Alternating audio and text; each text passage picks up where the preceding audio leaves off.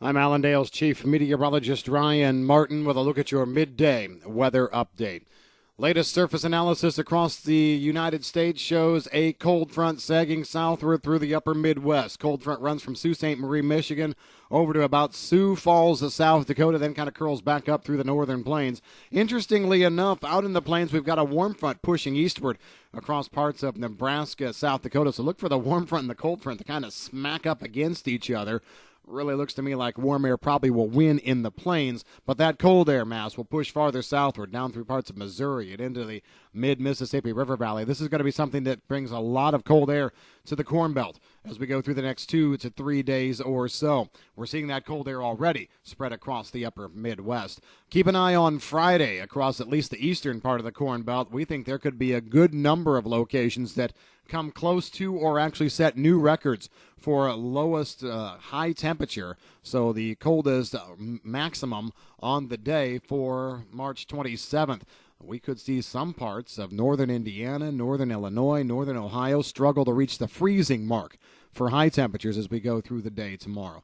We're going to be keeping the cold air around into Saturday, then temperatures moderate a little bit on Sunday. Still no change to the rest of the forecast period. Taking a look at some light moisture across the northern part of the Corn Belt, Great Lakes region, Sunday night into Monday. I'm more interested in the period from Wednesday through Friday of next week. Could see some good moisture moving across about 70 to 80% of the Corn Belt there.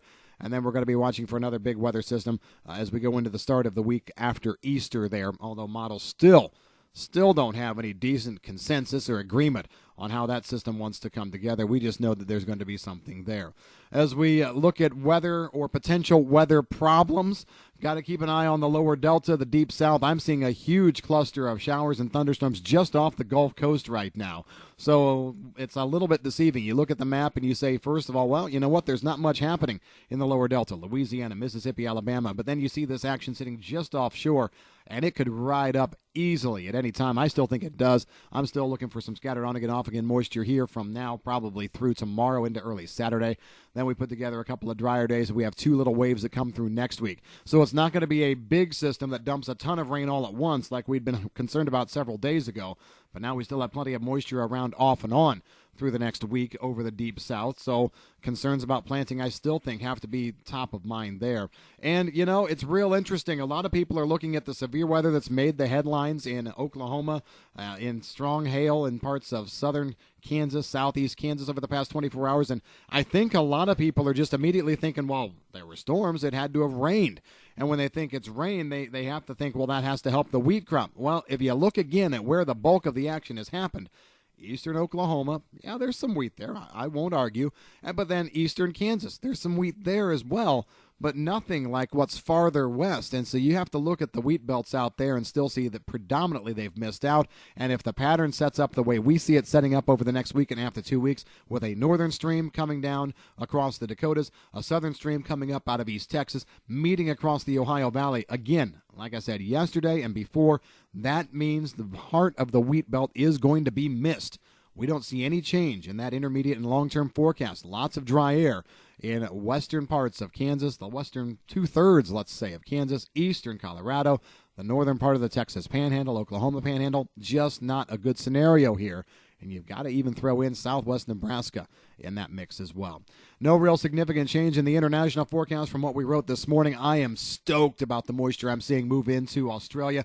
Models just continue to add more. We're seeing some of the good moisture that so far to this point had stayed offshore to the south. It's slowly sliding up in, so we still got good 1 to 3 inch rains over the next 10 days. In Western Australia, we're going to backload those mostly through next week. But now we're starting to see some late period moisture move into New South Wales, Victoria, even South Australia.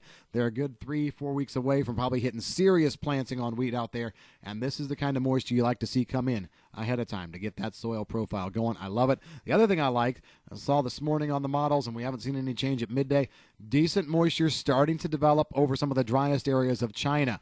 I'm no longer concerned about long-term dryness as long as these systems come together. 1 to 2 inches of rain over maybe 60 to 70% of the northern half of China's corn area. The only place I see lacking a little bit way far to the north when you get into some of that wheat-only land.